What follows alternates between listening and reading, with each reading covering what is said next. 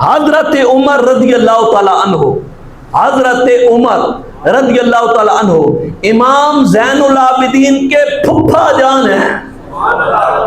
हाँ, गज क्या खुन है थे, सुभान अल्लाह। हजरत उमर हजरत इमाम ज़ैनुल आबिदीन के फुफ्फा जान हैं। क्यों? हजरत इमाम ज़ैनुल आबिदीन बेटे हैं हजरत हुसैन के, हजरत हुसैन बेटे हैं हजरत अली के।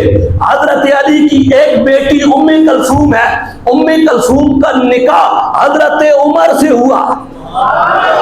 उम्मे कलसूम बहन है हजरत इमाम हुसैन की।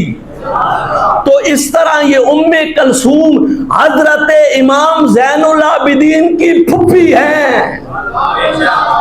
और उम्मे कलसूम का जो शोहर है वो इमाम ज़ैनुल आबिदीन के फुफ्फा जान है। दसो गज के इमाम ज़ैनुल आबिदीन के फुफ्फा जान कौन है?